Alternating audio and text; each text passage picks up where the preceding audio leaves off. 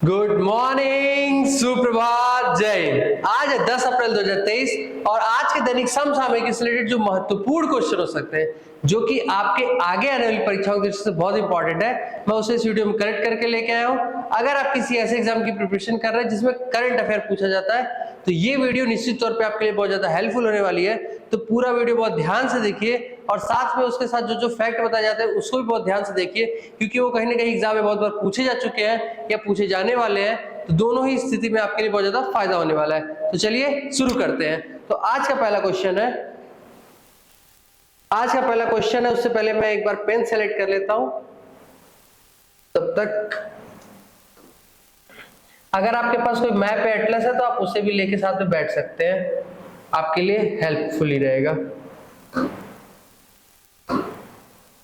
तो पहला क्वेश्चन है, हाल ही में यूरोपीय फुटबॉल संघ का अध्यक्ष किसे नियुक्त किया गया है? यूरोपीय फुटबॉल संघ का अध्यक्ष यानी union of European football association, UEFA, you से यूनियन, यूनियन ऑफ यूरोपियन, ई से होता है यूरोप, यूरोपियन फुटबॉल एसोसिएशन। इसका गठन कब हुआ था? इसका गठन हुआ था 1955, 1955 में। कितने देश है? तो लास्ट में कौन सा नंबर है? 55। तो इसमें टोटल कंट्री कितनी है? 55 देश है। इस बार इसकी 47वें नंबर की बैठक थी। कौन सी? 47वें नंबर की बैठक थी। किस देश में थी? पुर्तगाल में। पुर्तगाल में इसकी 47वें नंबर की बैठक थी। इसमें इन लोगों ने अलेक्जेंडर सेफरिन, क्या नाम है? अलेक्जेंडर सेफरिन को अध्यक्ष बनाया है। इसी के साथ साथ ये कितने समय के लिए अध्यक्ष बने? 4 साल के लिए, यानी 2023 चल रहा है तो 2023 से 4 साल ऐड कर देंगे तो ये 2027 तक के लिए ये अध्यक्ष चुने गए हैं। अब आगे देखते हैं। अध्यक्ष अंतरराष्ट्रीय ओलंपिक समिति, अंतरराष्ट्रीय ओलंपिक समिति IOC, इंटरनेशनल ओलंपिक काउंसिल, इनके जो अध्यक्ष हैं उनका नाम है Thomas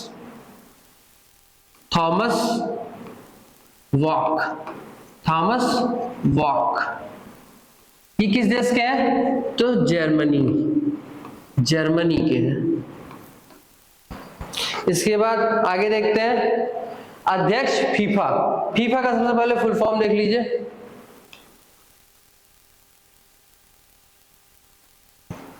federation of international D football association, ये फ्रेंच भाषा का वर्ड है। तो फीफा के जो अध्यक्ष हैं उनका नाम क्या है? इनका नाम है जियानी इन्फैंटिनो।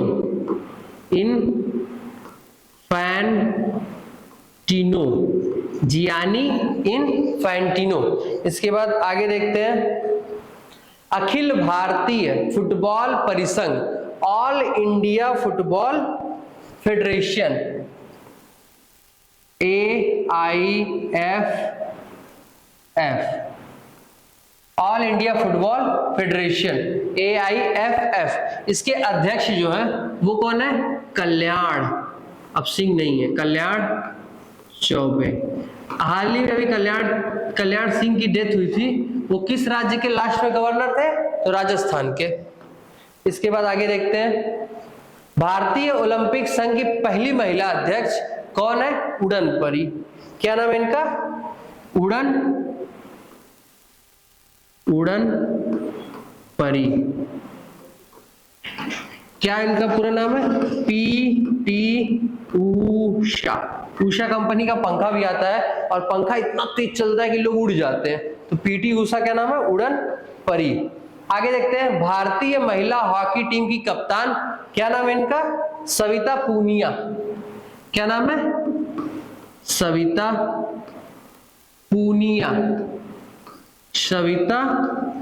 पूनिया भारतीय महिला हॉकी टीम की कप्तान है सविता पूनिया। आगे देखते हैं। इसके बाद भारतीय पैरालंपिक समिति, यानी इंडियन इंडियन पैरालंपिक कमिटी। ये सब क्वेश्चन ऐसे ऐसे वन वर्ड के हैं, एकदम ये गोली की तरह याद होने चाहिए, जैसे क्वेश्चन है तुरंत आंसर। और ये अगर ऐसे याद है तभी एग्जाम में कुछ फायदा भी मिल पाएगा इसका। क्या नाम है इनका? दीपा मलिक। इन पे डोपिंग के भी कई ढेर सारे केस लग गए थे 2-3 साल पहले। तो कौन है? दीपा मलिक। हाल ही में किस देश ने निवेश नौकरियों को आकर्षित करने के लिए गोल्डन लाइसेंस योजना को प्रारंभ किया है? ये गोल्डन लाइसेंस क्या होते हैं? आप जानते होंगे लाइसेंस एक तरीके का परमिट होता है, तो ये गोल्डन परमिट कैसा, मतलब ये कैसा वर्ड हो गया, ये तो समझ में नहीं आ रहा। तो गोल्डन लाइसेंस जो है, क्वेश्चन में इसका आंसर छुपा हुआ है कि निवेश और नौकरियों को प्रोत्साहित करने के लिए, लेकिन इसका कुछ डिटेल में समझ में नहीं आ रहा। तो क्या हुआ कि बहरीन जो है वो पूरे अरब पेनिनसुला का सबसे ज्यादा ऋणी देश है, मतलब उसका कई देशों में बहुत भयंकर उधार है। पड़ोसी देशों ने $10 बिलियन की मदद की, तब जाके ये अपनी फिर से अर्थव्यवस्था को खड़ा करने के लिए तैयार है। इसी ने यानी बहरीन ने ही क्या किया था? बहरीन ने ही गोल्डन वीजा लॉन्च किया था ताकि निवेशक आ सके, अपनी कंपनियां ला सके। अब यूएई के पास एक ऐसा सिस्टम था कि मतलब तेल पे पूरी अर्थव्यवस्था चलती थी, तेल खत्म खेल खत्म। अब उससे वो लोग डर गए कि जिस दिन तेल खत्म उस दिन तुम्हारा काम ही खत्म हो जाएगा, और इसी चक्कर में वो अपनी अर्थव्यवस्थाओं को शिफ्ट करने लगे। तो इसलिए वो निवेशकों को अपने यहाँ बुला रहे हैं। और अब निवेशक आएंगे कैसे? अब कोई भी अपनी कंपनी लेके जाएगा तो कुछ तो उनको वैसी सुविधाएं मिलनी चाहिए, या फॉर्म भरने के लिए वो खिड़की से खिड़की, अब इंडिया जैसे देश में अगर कंपनियां आती हैं तो इस खिड़की से उस खिड़की वो पार हो गई, फिर मीडिया, फिर ये फिर वो, तो वो गवर्नमेंट कहिए कि आप हमारे यहाँ आइए, बस ये लाइसेंस लेके आइए। लाइसेंस लेके आएंगे, तुरंत आपको जमीन मिलेगी, तुरंत बिजली मिलेगा, तुरंत फ्रेश वाटर मिलेगा, तुरंत पुलिस प्रोटेक्शन मिलेगा, तुरंत जो भी कागज पत्तर है सब तुरंत एक सिंगल विंडो में जाएंगे, तुरंत काम खत्म। कोई भी गवर्नमेंट की स्कीम चाहिए, कुछ भी चाहिए, सब दे देंगे हम। अब कंपनियां खुश होकर जाएंगी। लेकिन ये गोल्डन लाइसेंस लेना पड़ेगा, इसके लिए 2 एलिजिबिलिटी है। 2 एलिजिबिलिटी का, एक ही एलिजिबिलिटी है। एलिजिबिलिटी ये है कि उस कंपनी की वैल्यू $50 मिलियन होनी चाहिए। कितनी डॉलर होनी चाहिए? $50 मिलियन, 50 तोला, $50 मिलियन। इसी के साथ साथ अगर ये $50 मिलियन नहीं तो भी चलेगा, लेकिन 500 लोगों को नौकरी अगर आप दे सकते हैं तब आप हमारे देश में आ सकते हैं। ये भी बहुत अच्छी बात है। अब लोगों को रोजगार देने के लिए ऐसी 10 कंपनियां भी आई तो 5000 लोगों को रोजगार दे देंगी, और 10 कंपनियां अगर 500 लोगों को रोजगार नहीं भी दे पा रही है तो कितनी हो जाएंगी? $500 मिलियन की व्यवस्था वाली वर्थ वाली कंपनियां हो जाएंगी। अब उनके प्रॉफिट जोड़ेंगे तो वो और भी ज्यादा हो जाएगा। तो सबसे पहले गोल्डन लाइसेंस क्या है? ये लाइसेंस निवेशकों के लिए है। इनकी एलिजिबिलिटी क्या है? $50 मिलियन या 500 लोगों को नौकरी दे दो। अगर ये लाइसेंस ले लिया तो मतलब लाइफ झिंगा लाला मीन्स कि अगर आपकी कंपनी है तो कंपनी कहीं भी अपनी ब्रांच खोलने जाती है तो यही देखती है ना कि वहां लैंड मिल जाए, तो गवर्नमेंट लैंड दिलवाने के लिए तैयार है। सिंगल विंडो में जो भी मतलब विंडो में सारे फॉर्म फिलअप हो जाए, गवर्नमेंट की तरफ से प्रोटेक्शन मिल जाए, पुलिस मिल जाए, लाइट मिल जाए, बिजली, पानी, लेबर मिल जाए लो कॉस्ट पे, यही सब चाहिए ना। तो ये सारी चीजें प्रोवाइड कराने के लिए तैयार हो गया। कौन सा देश है? बहरीन। क्यों? क्योंकि सबसे गरीबी कंडीशन में बेचारा झूल रहा है, लेकिन अब अपने देश को आगे बढ़ाने के लिए ठान लिया है, और सिंपली अगर उसे ठान लिया है तो एक दिन कर भी लेगा। कौन सा है? 4.5 डे वर्क वीक। अब क्या है, कोई देश ऐसा भी हो गया है जो सप्ताह में 4.5 दिन का कार्य सप्ताह रहता है, बाकी दिन वीक ऑफ। तो कौन सा देश है? UAE, United Arab Emirates. आगे देखते हैं 100% पेपरलेस होने वाला देश कौन सा बन गया है? तो ये बन गया है दुबई। इसके बाद आगे देखते हैं डेजर्ट फ्लैग एक्सरसाइज कहां पे होती है? कहां पे होती है? ये क्वेश्चन थोड़ा अजीब है क्योंकि हर साल एक जगह होती नहीं है। कहां पे हुई है ये क्वेश्चन, ठीक है? कहां पे हुई है? UAE के धफरा एयरबेस पे। किस पे? धफरा एयरबेस पे। अपने देश का जो लाइट कॉम्बैट एयरक्राफ्ट है LCA, जिसका नाम है तेजस, वो कई देशों में प्रदर्शनी के लिए गया था, लेकिन यहां पहली बार एक्सरसाइज के लिए गया, इसलिए ये थोड़ी और भी ज्यादा खास हो जाती है। क्या ये द्विपक्षीय है? क्या भारत और UAE के बीच में? तो नहीं, इसमें कम से कम 10 से 15 देश शामिल होते हैं। इसके बाद नेक्स्ट क्वेश्चन, हाल ही में एडीबी एशियान डेवलपमेंट बैंक्स ने भारत की आर्थिक वृद्धि की दर वर्ष 2023-24 के लिए कितनी अनुमानित की है? भारत की जीडीपी कितनी होने वाली है, ये भारत को भी अनुमान अच्छे से नहीं लगा पा रहे। इन्होंने बताया कि हाँ आपकी जीडीपी इतनी है, मतलब खाली बैठे हैं क्या कि ठीक है चलो कुछ नहीं करते, चलो जीडीपी बताते हैं। तो इन्होंने जीडीपी बताई है, देखते हैं। इन्होंने बताया कि जो 2022-23 फाइनेंशियल ईयर को लेते हैं, 2022-23, तो 2022-23 में कितनी थी? 6.8%। इन्होंने बताया कि 6.8% से घट के 6.4% हो जाएगी इस साल। यानी इस क्वेश्चन का आंसर कौन सा सही है? 6.4। ये कब के लिए है? 2023-24 के लिए 6.4%। 6.4%। इससे पहले कितनी थी? 6.8% 2022-23 के लिए। और इनका यह भी अनुमान है कि 2024-25 के में 6.7% फिर से बढ़ के 6.7% हो जाएगी। और इसी के साथ साथ पूरे एशिया में जो वृद्धि रहने वाली है एवरेज, वो रहने वाला है 4.8% का एशिया में रहने वाली है वृद्धि। अब देखिए आर्थिक के लिए इन्होंने बताया है, ठीक है, तो किसने बताया है? एडीबी ने। एडीबी का फुल फॉर्म क्या होता है? Asian development bank. क्या नाम है, क्या फुल फॉर्म है? एशियान, हिंदी में एशियाई बोलते हैं, एशियाई डेवलपमेंट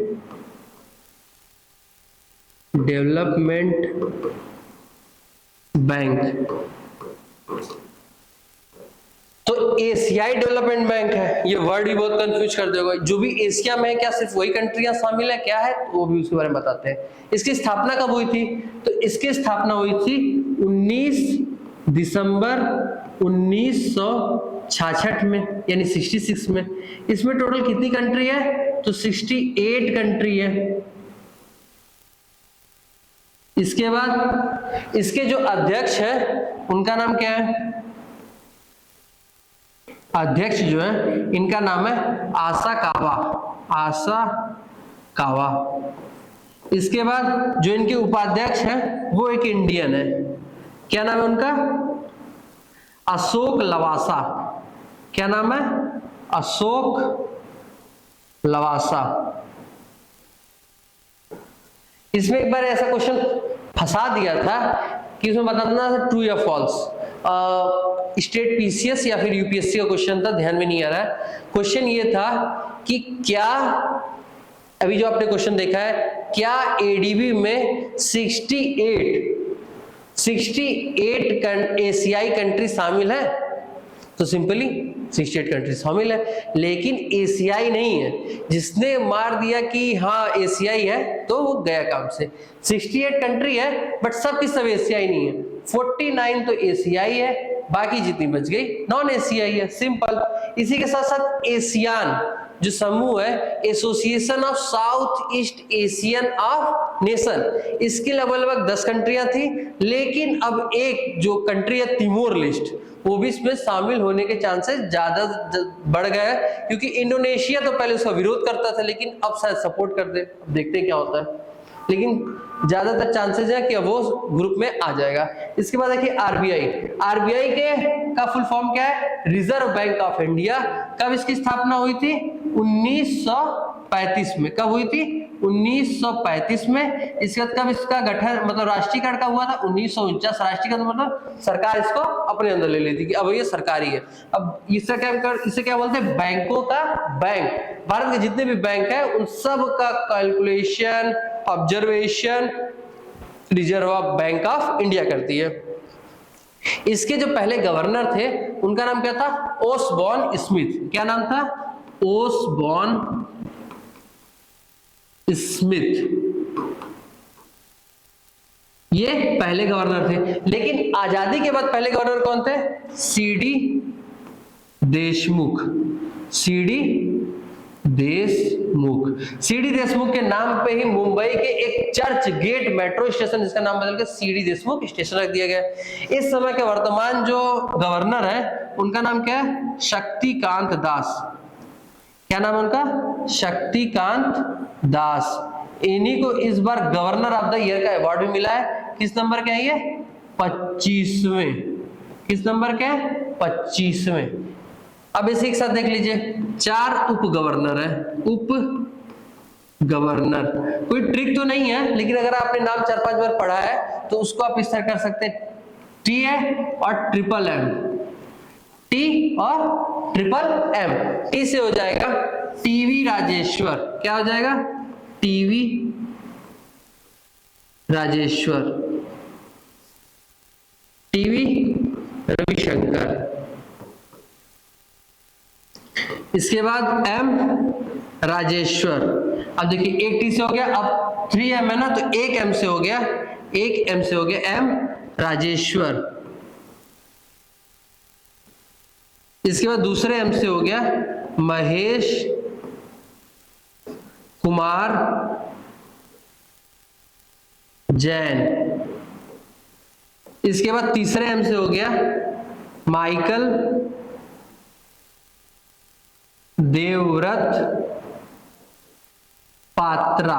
क्या हो गया, माइकल देवव्रत पात्रा। ये चारों के चारों उप गवर्नर है। और गवर्नर कौन है, शक्तिकांत दास। किस नंबर के, 25वें नंबर के हैं। अब आगे देखते हैं, नेक्स्ट क्वेश्चन है, हाल ही में भारत में पहली बार किसके साथ रक्षा सहयोग समझौता किया गया है। अब ये पहली बार हुआ है, तो ये एग्जाम की दृष्टि से बहुत ज्यादा इंपॉर्टेंट। कोई भी रक्षा समझौता या कुछ भी पहली बार होता है तो ये बहुत ज्यादा इंपॉर्टेंट है। अब रक्षा समझौता क्या होता है, रक्षा समझौता में होता है कि हम एक दूसरे को अपनी अपनी टेक्नोलॉजी देते हैं।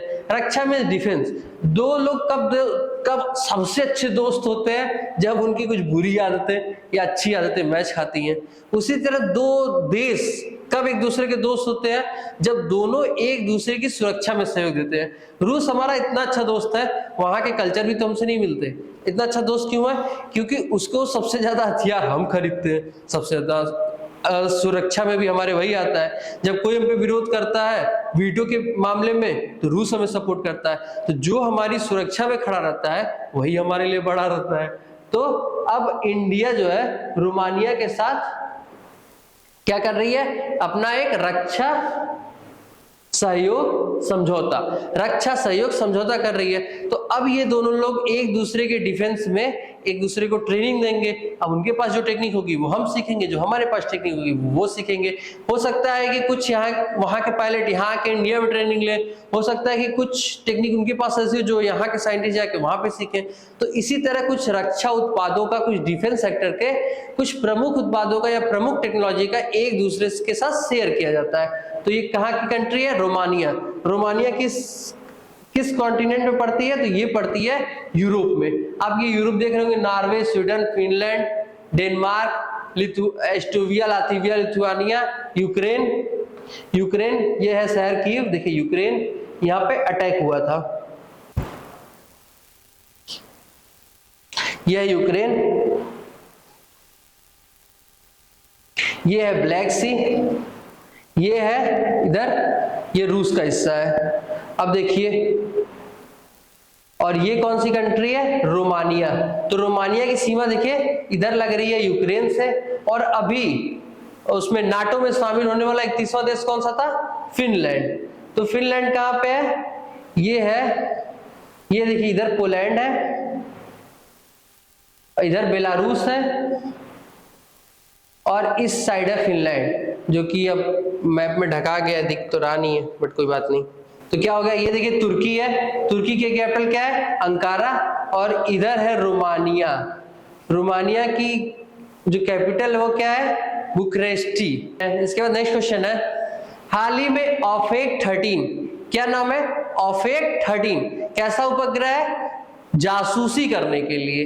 किसने लॉन्च किया है, तो ये लॉन्च किया है इजराइल ने। इजराइल जो है ऑफेक की पूरी सीरीज लॉन्च कर चुका है, मतलब कि पहले कोई दूसरे टाइप का भेज दिया, फिर कुछ दूसरे टाइप का, फिर कुछ दूसरे टाइप का, मतलब उसको अपडेट कर करके भेजे जा रहे हैं। इनको दुनिया भर में जासूसी ही करनी है, और जासूसी के मामले में जो सबसे नंबर 1 कंपनी चल रही है वो इजराइल ही चल रही है। और फिर इधर चाइना जो है अपने बलून भेज के जासूसी करवा ही रहा है। तो देखिए ये है इनका ऑफेक 13, किसने लॉन्च किया है, तो इसको लॉन्च किया है इजराइल ने। और इसके बाद देख लीजिए, इसकी जो हाइट है 26.4 मीटर, कितनी है, 26.4 मीटर, और जो इसका डायमीटर है 5 मीटर। इसके बाद देखिए जो लो अर्थ ऑर्बिट होती है वो होती है 200 to 2000 किलोमीटर। तो अगर आपको पता चल जाए कि कितने किलोमीटर अर्थ सरफेस से ऊपर गई है तो आप बता देंगे कि लो अर्थ ऑर्बिट में है कि नहीं। तो देखिए ये लगभग कितनी हाइट पे गई है, 350 किलोमीटर। तो अब इसको देख के बताइए कितना है, लो अर्थ ऑर्बिट में है कि नहीं। तो सिंपली ये लो अर्थ ऑर्बिट में है। तो इसमें मेन चीज ये याद रखिएगा कि किस देश के द्वारा इसको लॉन्च किया गया है, तो इजराइल के द्वारा। और कैसा उपग्रह, संचार का है कि कैसा है, तो जासूसी के लिए बनाया गया है, ठीक है। और अब जासूसी के लिए बनाया गया अपग्रेडेड वर्जन है, तो सिंपली इसकी जो इमेजिंग आएगी वो पहले से ज्यादा क्लियर आएगी, पहले से ज्यादा साफ दिखेगा, पहले से ज्यादा खतरनाक होगा। इसका नेक्स्ट क्वेश्चन है, सऊदी अरब इस साल अपनी पहली महिला अंतरिक्ष यात्री भेजेगा और उनका नाम होगा रेयान बर्नवी। क्या नाम है, रेयान बर्नवी। इसी साल यूरोपियन एजेंसी, क्या यूरोपियन स्पेस एजेंसी जो है एक क्या बोल सकते दिव्यांग पुरुष को सेलेक्ट किया, वो उनको भेजेगी। नासा और इसरो द्वारा संयुक्त रूप से विकसित पृथ्वी अवलोकन उपग्रह, पृथ्वी अवलोकन उपग्रह को क्या बोलते हैं, सिंथेटिक एपर्चर रडार। अच्छा, और किसका किसका है, नासा और इसरो, यानी नासा और इसरो का सिंथेटिक अपर्चर रडार। क्या नाम हो गया, नाम तो मुझे याद ही नहीं आ रहा, नाम तो यहां लिखा है निसार, तो नाम बन गया क्वेश्चन से ही। कब इसको लॉन्च करने वाले हैं लोग, सितंबर 2023 में। इसका कुछ पार्ट अमेरिका बनाने वाला था, कुछ पार्ट इंडिया बनाने वाला था। तो जो अमेरिका बनाने वाला था उसने वो पार्ट बना के इंडिया को भेज दिया है, लगभग 2.8 टन का है। GSLV Mark 3 से इसको लॉन्च किया जाएगा। कार्बन लाइन क्या होती है, अब क्या होता है कि अपना जो एटमॉस्फेयर है और जो स्पेस है उसके बीच में कोई तो लाइन होनी चाहिए, तो वो लाइन है कार्बन लाइन। कार्बन लाइन क्या है, अर्थ सरफेस से, अर्थ सरफेस से 100 किलोमीटर ऊपर से अगर आप थोड़ा सा भी ऊपर जाते हैं तो आप पहुंच जाएंगे स्पेस में, थोड़ा भी नीचे आते हैं तो आ जाएंगे अपने फिर से एटमॉस्फेयर में, सिंपल।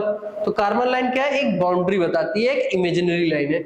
इसके बाद है मून टू मार्स मिशन के अध्यक्ष कौन बने, ये भारत के एक जुगाड़ू, एक सॉफ्टवेयर और रोबोटिक्स इंजीनियर है जो 2004 से नासा में कार्यरत थे। तो क्या नाम है इनका, अमित क्षत्रिय, अमित क्षत्रिय। नासा का फुल फॉर्म क्या होता है, national aeronautics and space administration. कब स्थापना हुई थी, 29 जुलाई 1958 को। और इस समय जो उसके हेड है क्या नाम उनका, बिल नेल्सन। इसके बाद आगे देखते हैं, नासा का चंद्र मिशन में कौन कौन लोग जा रहे हैं, तो 4 लोग जा रहे हैं। क्या नाम है, वी वी से क्या है, विक्टर ग्लोवर, विक्टर ग्लोवर। का से क्या है, क्रिस्टीना कोच, क्रिस्टीना कोच। जैसे क्या है, जेरेनी हेंसन, जेरेनी हेंसन। इसमें महिला सिर्फ एक ही है। रीड से क्या है, रीड विगमैन। एक से ज्यादा महिलाओं को इसलिए नहीं लिया गया है कि कहीं पता चले कि बात करते करते मंगल ग्रह में पहुंच जाए। तो क्या नाम है इनका, विक्टर ग्लोवर। ये क्या है, विक्टर ग्लोवर पहले अमेरिकी मूल और अमेरिकी अफ्रीकी हैं। तो विक्टर ग्लोवर ये क्या है, पायलट है। क्रिस्टीना कोच और जेरेनी हेंसन क्या है, उसके इसके टेक्निकल टीम के हैं, यानी चीफ साइंटिस्ट टाइप के हैं। रीड विगमैन क्या है, ये इस पूरे टीम के कमांडर है। क्या है, कमांडर। क्रिस्टीना कोच पहले भी 328 दिन तक रह के एक वर्ल्ड रिकॉर्ड बना चुकी है। इसके बाद अब आज का रिवीजन, तो आज के रिवीजन में पीछे से करते हैं। तो क्वेश्चन है, ऑफेक 13 जासूसी सैटेलाइट को किस देश ने लॉन्च किया, तो इसको लॉन्च किया इजराइल ने।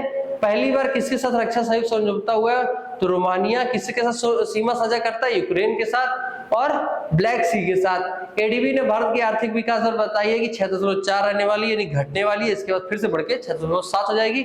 उसके अब इसके पहले क्या थी, 6.8 थी। और पूरे एशिया की कितनी रहने वाली है, 4.8। किस देश ने निवेश और नौकरियों को आकर्षित करने के लिए गोल्डन लाइसेंस दिया है, तो ये दिया है बहरीन ने। और इसके बाद है क्वेश्चन, कि यूरोपीय फुटबॉल संघ का अध्यक्ष किसे नियुक्त किया गया? तो ये नियुक्त किया गया अलेक्जेंडर सेफरीन को। किसको किया गया? अलेक्जेंडर सेफरीन को। आज की मेन चीजें, उसका आज का स्ट्रेटेजी के में देखेंगे, जीडीपी, जीएनपी और एनएनपी।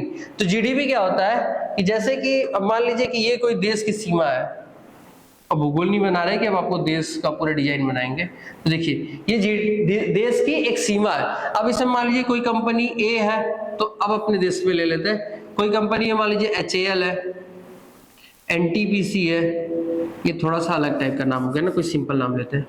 पार्ले जी है, पार्ले जी, और फिर ओरियो और एप्पल, ये एप्पल वो वाला मोबाइल वाला। तो देखिए किसी एक देश के सीमा के अंदर उत्पादित किए जाने वाले जितने भी उत्पाद हैं और जितनी भी सेवाएं हैं, उन दोनों का सम्मिलित मूल्य, क्या? उत्पाद और सेवा। जो चीजें, अब क्या है कि आप फिजिक्स में पढ़ते होंगे तो दो टाइप की चीजें होती है, साइंस में दो ही टाइप की चीजें होती हैं, या तो मैटर होता है या तो एनर्जी होती है। उसी तरह इकोनॉमिक्स में सिर्फ दो टाइप की चीजें होती हैं, या तो वो गुड्स होगी या तो सर्विस होगी। छू सकते हैं तो गुड्स है, नहीं छू सकते तो सर्विस है। तो जितने भी गुड्स और सर्विस होंगे किसी एक देश के सीमा के अंदर, उसे बोलते हैं उस देश की GDP, gross domestic product. Gross मतलब टोटल। इस सीमा के अंदर या तो विदेश का कंपनी है, अपने देश की कंपनी है, कहीं की कंपनी अगर अपने देश में उत्पादित हो रहा है तो वो आ जाएगा जीडीपी में। अगर 100 बल्ब बने उसमें से 99 खराब निकल गया, सिर्फ एक उत्पादित हुआ, एक बल्ब उत्पादित हुआ, तो जीडीपी क्या होगी? 100 बल्ब की होगी। क्योंकि इसमें जो टूट फूट घिसावट सब इसमें ऐड रहता है। इसमें का मतलब है कि कितना बना, बिका नहीं बिका, टूट फूट गया, कबाड़ा हो गया, उससे कोई फर्क नहीं पड़ता। अब देखिए जीएनपी क्या है। हमारे देश के कुछ पर्सन क्या करते हैं, जैसे कि ये है अपना देश। अब मान लीजिए कि किसी के चाचा भैया, या मान लीजिए कि 4 लोग जो है, चाचा और भैया, चाचा और भैया, चाचा और भैया रहते हैं दुबई, वहां से कमाते हैं, और वहां पे मान लीजिए कि $1000 कमाते हैं। $100 का खर्चा करते हैं और $900 उठा के सीधे यहाँ भेज देते हैं अपने देश में। तो इनकी जो $900 की कमाई है, ये भी तो अपने देश की हुई है ना। और जो यहाँ पे एप्पल की कंपनी कमा रही है, एप्पल की कंपनी टिम कुक की, ये तो अपने देश में पैसा भेज देगी। तो ये तो हम जीडीपी में ऐड करके गलती कर रहे हैं ना, ये तो अपने देश का पैसा ही नहीं है। तो देखिए ये मान लीजिए कि है वाई, तो वाई जो दूसरे देश का पैसा अपने देश में है वो चला गया, और जो एक्स जो अपने देश का पैसा दूसरे देश में है जो कमा के लोग भेज रहे हैं वो हो गया एक्स। तो देखिए जीडीपी, जीडीपी मतलब ग्रॉस डोमेस्टिक प्रोडक्ट। एक पार्टिकुलर एरिया की जितनी भी कंपनियां हैं, जैसे एप्पल, ओरियो, पार्ले जी, तो एप्पल की जितनी, मतलब मान लीजिए कि 100 रुपए कंपनी है, ओरियो की 50 रुपए की है, और पार्ले जी की 70 रुपए की है। तो जितनी भी अपने देश के अंदर चीजें बन रही हैं, या तो अपने देश की हैं या तो बाहर की हैं, उससे कोई फर्क नहीं पड़ता, अपने सीमा के अंदर बनी तो होती है जीडीपी। अब जो बाहर देश का पैसा अपने देश में आ रहा है उसको इसमें कर लेंगे ऐड, और जो अपने देश का पैसा बाहर जा रहा है उसे कर लेंगे माइनस। तो ये हो जाएगा जीएनपी, ग्रॉस नेशनल प्रोडक्ट। यानी जीएनपी का क्या होता है? जीएनपी क्या होता है? GDP plus X minus Y. इस एक्स माइनस वाई को क्या बोलते हैं? शुद्ध सकल आय। क्या बोलते हैं? शुद्ध सकल आय। इसके बाद देखिए क्या है, अब जीएनपी हो गई,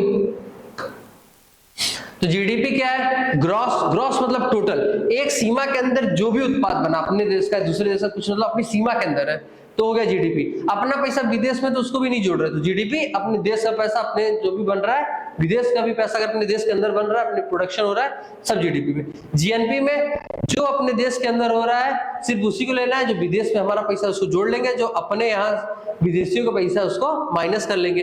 अब एनएनपी, एनएनपी क्या होता है?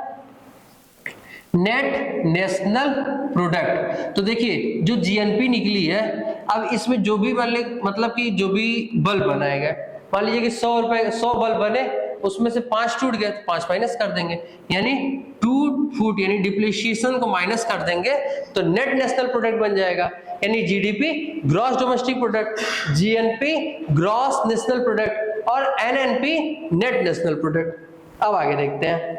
आज का सवाल है एडीबी का फुल फॉर्म क्या है और 19 दिसंबर 1966 को स्थापना हुई थी तो टोटल कितने देश थे। तो 2 क्वेश्चन है, आप इसको कमेंट बॉक्स में बता दीजिएगा।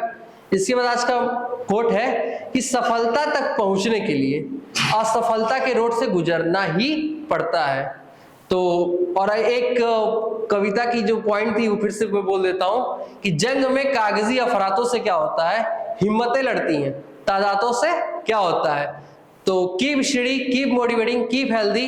Thank you.